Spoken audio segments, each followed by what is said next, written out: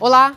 Após 6 dias, acaba a greve dos motoristas. O Nesp Notícias traz as últimas informações da decisão que acaba de ser tomada no Ministério Público do Trabalho. Por causa do horário reduzido pela manhã, passageiros não conseguem concluir o trajeto. Em sessão extra, a Câmara aprova financiamento para asfalto. Subutilizada, pista de atletismo serve como espaço de lazer.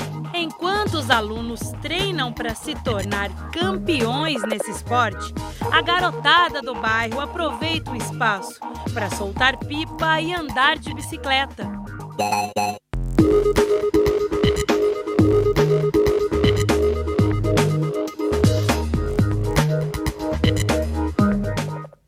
Após 6 dias, a greve dos motoristas de ônibus finalmente chega ao fim.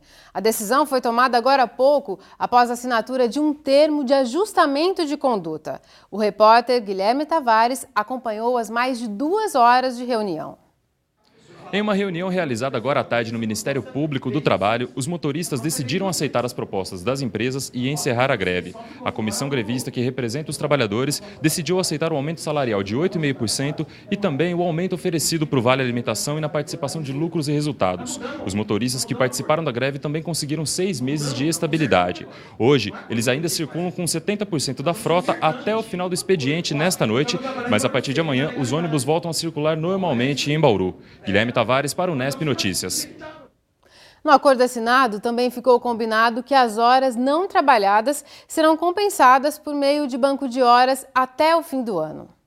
Hoje de manhã, apenas 70% da frota circulou em um horário bastante reduzido, das 5 às 8 horas, e sem cobrar a tarifa. De qualquer forma, a vida dos passageiros continuou difícil. Muita gente chegou atrasada no trabalho porque não conseguiu transporte.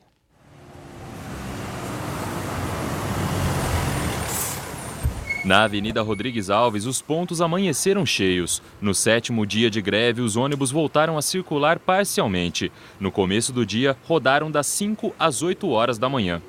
Ontem, o Tribunal Regional do Trabalho reconheceu o movimento grevista como legítimo e determinou que pelo menos 70% da frota circulasse nos horários de pico. Os motoristas colocaram os carros nas ruas das 5 da tarde às 8 da noite, mas liberaram as catracas em protesto contra as empresas.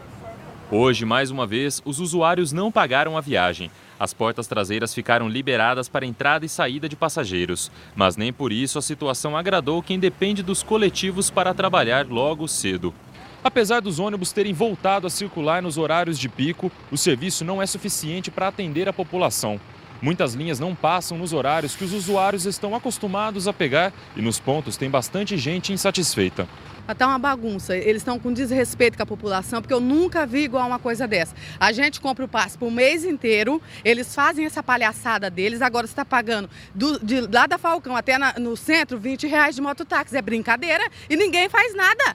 Só fala que vai resolver, a população está sendo prejudicada, é criança 2 semanas sem ir para a escola, porque não tem onde, como é que você vai levar? É até 8 horas da manhã, a criança entra 8 horas, você não vai trabalhar mais? Quem saiu dos bairros aguardava no centro uma segunda linha para chegar ao serviço. Essas mulheres esperavam desde as 7h30 a linha que as levaria ao trabalho, na Zona Sul. Que hora? Já é 8 horas, cadê os ônibus? Agora a gente está vendo, os ônibus estão tudo indo para a garagem, está recolhendo todos. Como que nós faz agora? Tem que ficar ligando para os patrões, vem buscar aí os patrões que não tem condições. Como que faz, né? É difícil pra gente. Então, que não coloque nenhum, então. Não é? Agora nós fica aqui, ó. Nesse tempo que vocês estão aqui, desde as 7h20, 40 minutos, não passou nenhum ônibus que vai para aquele lado? A gente vai, não. Eles estão descumprindo o que foi combinado.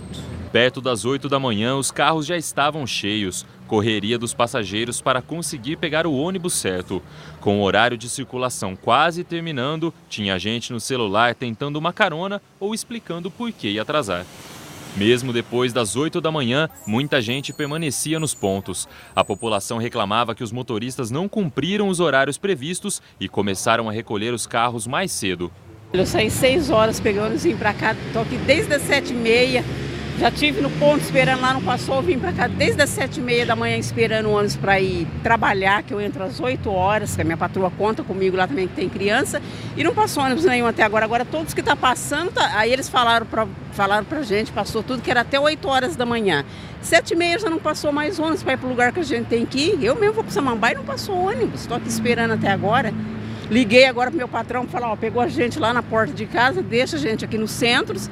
É aquilo que eu falei, se você não tem um dinheiro no bolso para pagar o mototáxi, aí você não tem como voltar para casa, que eu moro lá perto do posto comandante, você não tem como ir para o emprego, porque não tem ônibus, eles falam para você que vai correr até 8 horas, 7h30 já não está correndo mais ônibus. Por volta das 9, os motoristas voltaram às garagens e se concentraram em frente às empresas. Eles fizeram um controle dos carros e dos horários de circulação. 5 horas saiu todos os carros que foi determinado pela Justiça, né? E colocamos ainda 5 carros a mais daquilo que foi determinado, entendeu? Então... Pela ordem judicial, 70% corresponde a quantos carros? Quantos vocês colocaram na rua hoje? 70% corresponde a 103 carros. E nós colocamos 110 carros na rua, né? Para atender a linhas que precisassem de mais carros, né? Vocês deram conta de atender as 69 linhas? Exatamente, as 69, todas as linhas que aqui da Grande Bauru e Bauru Trânsito, foi todas atendidas. Sobre os itinerários, os motoristas garantem que as linhas operaram normalmente. Nós fizemos o itinerário normal. Se o carro é bairro-centro, ele fez bairro-centro normal. Se o horário dele, porque eles têm horário de tabela. Às vezes acontece de o horário ser bairro até centro. E tem horários que é bairro a bairro. Então ele vai cumprir o horário de tabela, de escala dele, né? Então vamos supor, se o horário dele lá do bairro é até o centro, ele vai cumprir até o centro. Se for de bairro a bairro, vai ser bairro a bairro. Bom, com o acordo que anunciamos há pouco entre os grevistas e os empresários, a gente espera que esse tipo de situação não volte a se repetir em Bauru. Então, repetindo, amanhã às 5 horas da manhã, 100% da frota deve estar na rua. A greve dos motoristas de ônibus também entrou na pauta da sessão extraordinária da Câmara, que tinha como tema o PAC Pavimentação. É o que você vai ver logo depois do intervalo.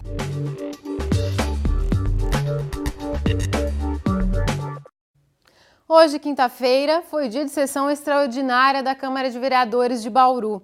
Na pauta, a votação do PAC Pavimentação, o empréstimo destinado a asfaltar mais de 800 ruas de terra na cidade.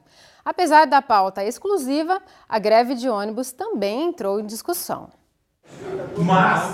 A sessão começou às 9h15 da manhã. Os primeiros vereadores abriram mão da palavra, mas bastou Roque Ferreira abordar a greve do transporte coletivo para o assunto ganhar espaço. Ele criticou o prefeito Rodrigo Agostinho por ter negociado com as empresas de ônibus. O prefeito poderia ter intervido, assumido o controle das empresas, aberto negociação com os trabalhadores e procurado uma solução positiva para o problema. O que eu lamento é que o prefeito, nesse exato momento, tenha se curvado aos interesses dessas empresas. A pergunta que a gente tem que fazer é por que o prefeito não usou a sua autoridade política, a sua autoridade legal, para buscar uma saída positiva, ao invés de se transformar num interlocutor das empresas frente aos trabalhadores. Os vereadores da oposição também criticaram a demora do município em buscar uma saída para a greve. A nossa indignação é o poder público, o executivo, não ter tomado nenhuma providência mais contundente, como nós estamos vendo outros governos de outras cidades, até mesmo do governo do estado, chamando para si a responsabilidade, sentando na mesa de negociação, chamando os trabalhadores, chamando os empresários para tentar diminuir essa tensão e resolver essa crise dentro do transporte coletivo na sua cidade. E nós não vimos uma forma mais contundente por parte do Executivo Municipal. Já o líder do prefeito na Câmara afirmou que a atuação da Prefeitura foi decisiva para o retorno parcial dos ônibus às ruas. O Executivo serve como mediador nesse conflito, fez tudo aquilo que podia fazer. O prefeito pessoalmente assumiu algumas posições, assumiu alguns compromissos para poder resolver esse assunto. Obviamente que os trabalhadores em algum momento entendiam que a Endurbe não falaria em nome do Executivo, por isso o prefeito assumiu parte dessa mediação. E se nós estamos chegando ao fim da greve, foi justamente por todas as partes quererem realmente um acordo, por entender a necessidade do retorno. Apenas depois de 1 hora de debates em torno da greve dos ônibus, os projetos da pauta foram colocados em votação. O principal deles é o PAC Pavimentação, que inclusive motivou essa sessão extraordinária. Mas quando ele seria votado, uma emenda foi apresentada e a sessão foi suspensa. Os vereadores passaram a debater na tribuna o financiamento dos 43 milhões de reais para asfalto e galerias pluviais em bairros. A prefeitura terá prazo de 20 anos para pagar, com juros anuais de 9%. Segundo a Comissão de Economia da Câmara, ao final deverão ter sido pagos cerca de 90 milhões de reais. Um valor que a oposição considera alto e que o município terá dificuldade para fazer o pagamento. Mas moradores como Sérgio, que tem casa em ruas de terra, veem benefícios na proposta. Bauru está deficiente em ruas não asfaltadas, né? Muito esburacadas. Então eu acho que a prefeitura, mesmo sendo endividada esse dinheiro, dobrando o preço dele, vale a pena o financiamento. Porque é uma chance que Bauru está tendo, única. Se ela perder esses 43 milhões, há outras 5 mil e poucas cidades que estão lutando por esse benefício. Apenas 824 quadras estão vinculadas ao projeto que estava sendo votado.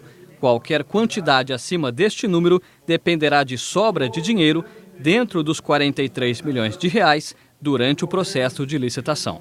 Por volta de 12h15, o projeto finalmente foi votado e aprovado por unanimidade.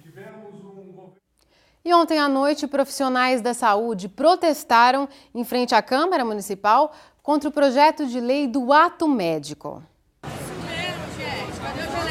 Cerca de 30 manifestantes protestaram em frente à Câmara Municipal ontem, no início da noite. Segundo eles, o ato médico pode tirar a autonomia de profissionais como psicólogos, fisioterapeutas e enfermeiros. A gente perde a autonomia de poder atuar sobre o paciente, certo? Nós perdemos autonomia, por exemplo, numa fisioterapia respiratória, de poder fazer a aspiração, certo? O enfermeiro, no caso de fazer procedimentos que ele é altamente qualificado para fazer isso, o psicólogo, de poder avaliar ele, de poder tratar ele. E isso tudo está sendo perdido em virtude do ato médico. O ato médico acaba com a autonomia de todos os profissionais. O ato médico foi aprovado no Senado no último dia 18 e agora segue para a sanção da presidente Dilma. Hora de saber como fica o tempo. Veja os detalhes no mapa. O tempo segue instável em todo o estado de São Paulo nesta quinta-feira. Amanhã a frente fria se desloca e o sol deve aparecer em praticamente todas as regiões. A possibilidade de chuva apenas no litoral do estado. Em Bauru deve voltar a chover a qualquer hora do dia hoje, mas amanhã o tempo volta a ficar firme. Os ventos sopram a apenas 5 km por hora. A umidade do ar agora é de 85%. A máxima hoje não passou dos 20 graus. Amanhã deve subir para 25 aqui em Agudos e em Piratininga. Depois do intervalo, o professor José Carlos Marques fala sobre a herança que grandes eventos esportivos deixam para a população. Aqui em Bauru, pista construída para os Jogos Abertos está subutilizada. Até já!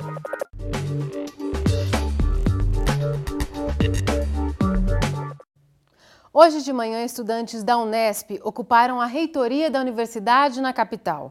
Em nota, a assessoria de imprensa da Unesp informou que representantes da reitoria se reuniram no fim da manhã com os alunos que ocuparam o prédio para esclarecer a posição da universidade.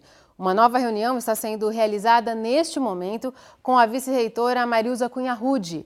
Entre as reivindicações, temas como permanência estudantil, o PIMESP, a infraestrutura da universidade, o número e o valor das bolsas dos alunos e o reajuste para professores e funcionários. Até agora, 14 dos 34 campos da Unesp estão em greve parcial ou completa. No ano passado, Bauru recebeu os Jogos Abertos, um dos eventos esportivos mais importantes do interior paulista. A única obra que foi construída do zero aqui na cidade foi a pista de atletismo, no antigo Estádio Milagrão. Agora, 8 meses depois, o O local, que era para ser para a prática de atletas de alto rendimento, está sendo utilizado por crianças e pela comunidade. O pessoal alonga o corpo e se prepara para começar o treinamento. Cerca de 50 crianças de 7 a 14 anos utilizam o Centro de Atletismo Alcides dos Santos Gonçalves como escolinha para o esporte 2 vezes por semana. Os passos ainda são desajeitados. A corrida nem é tão rápida e os pulos nem tão precisos, mas eles estão certos de que dá para melhorar. É muito bom, porque muitas crianças aí não têm onde treinar e graças a Deus aí a gente está tendo um grande espaço para treinar e estamos aí treinando firme para todas as competições aí. Este é o único projeto de atletismo da prefeitura que é realizado no local. Essa pista de atletismo foi a grande obra dos Jogos Abertos, evento esportivo realizado no final do ano passado. Foram investidos 4,5 milhões de reais do orçamento da prefeitura. O local é destinado para a prática do atletismo de alto rendimento. Só que depois de 8 meses da inauguração, a gente vê que esse objetivo ainda não foi alcançado. Enquanto os alunos treinam para se tornar campeões nesse esporte, a garotada do bairro aproveita o espaço para soltar pipa e andar de bicicleta.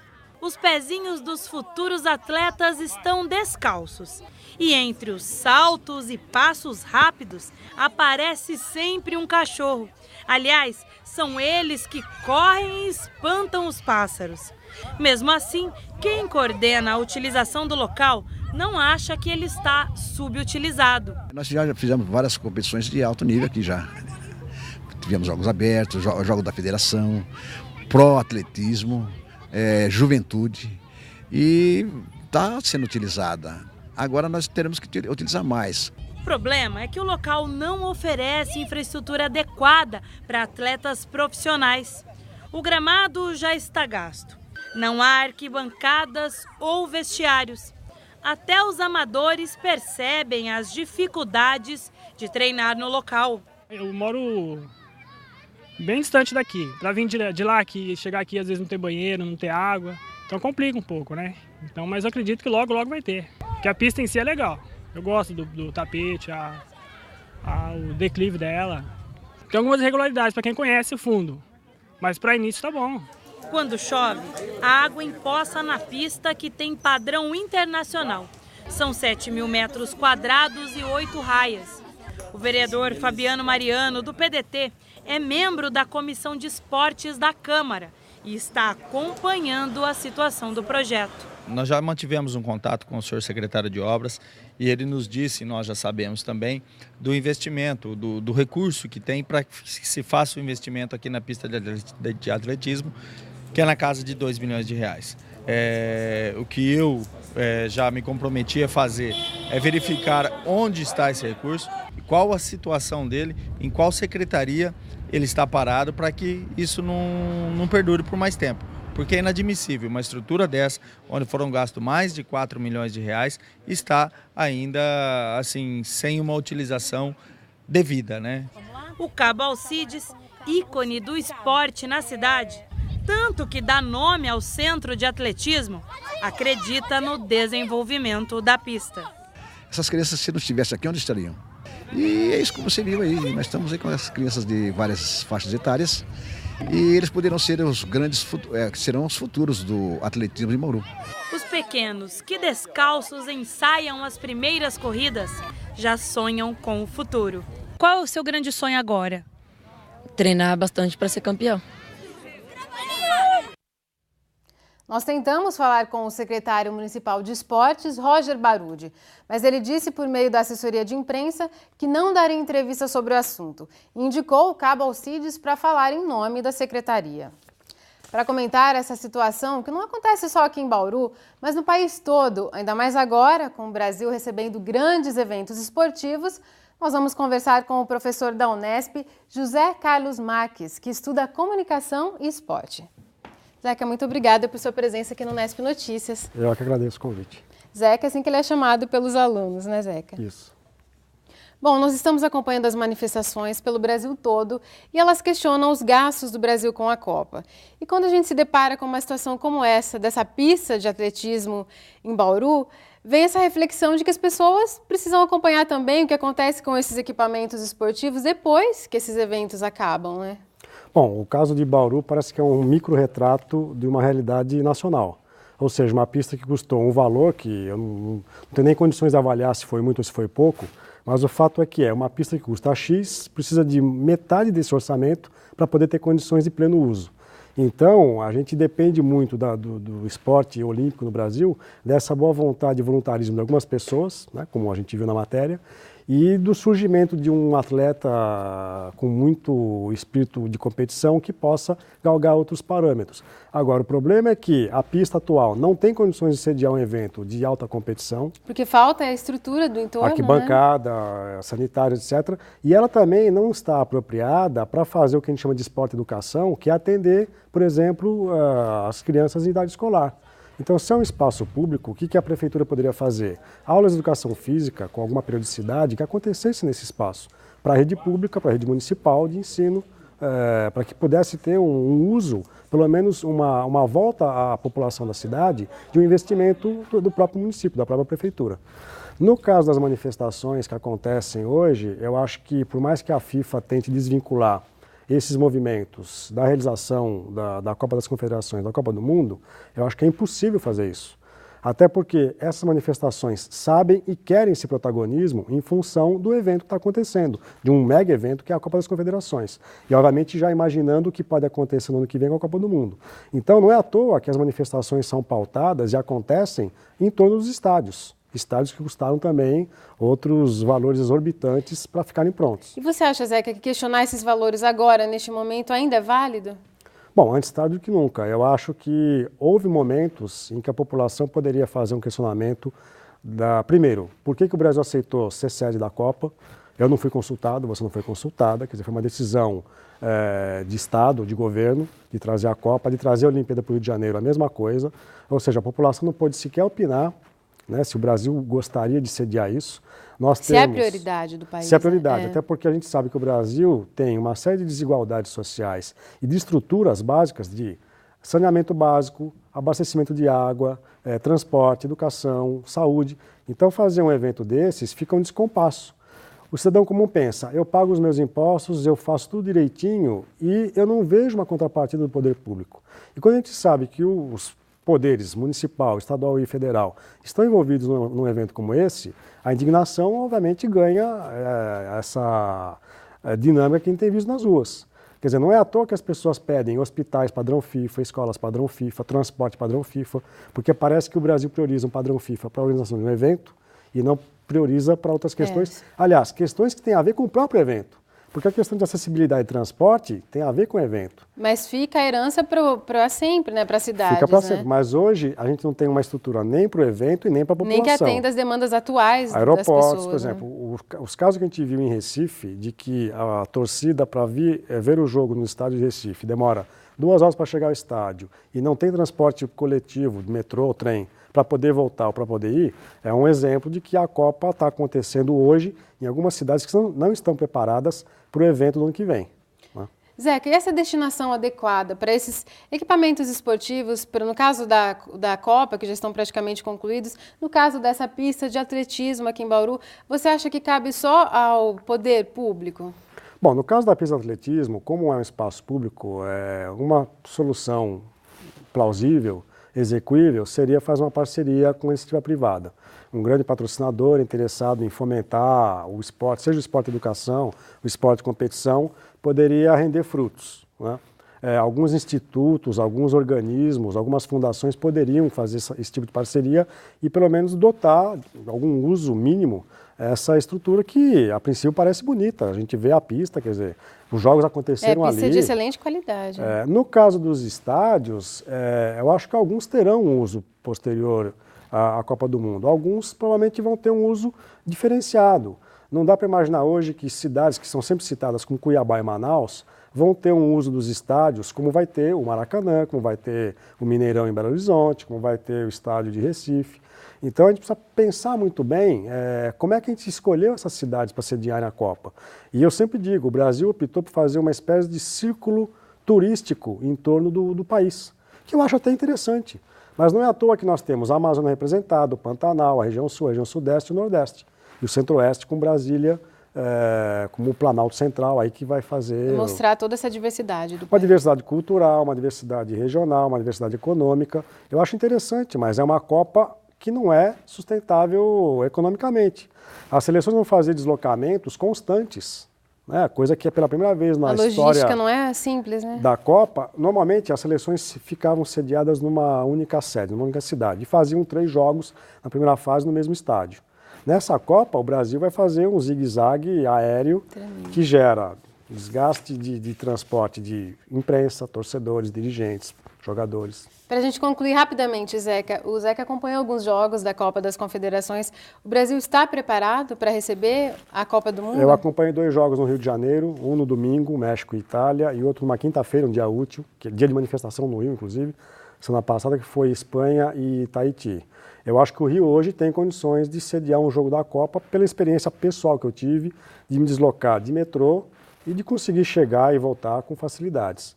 Posso falar pelo Rio, pelas outras cidades eu ainda tenho dúvidas do que a gente pode oferecer para o ano que vem. Tá certo, Zeca. Muito obrigada por sua participação. Eu agradeço. Obrigado. E a gente fica por aqui e apenas retomando, a greve dos motoristas de ônibus terminou agora há pouco. A decisão foi tomada em uma reunião no Ministério Público do Trabalho. Os funcionários aceitaram as condições propostas pelas empresas. Amanhã, às 5 da manhã, 100% da frota estará de volta. O Nesp Notícias volta amanhã. Tchau!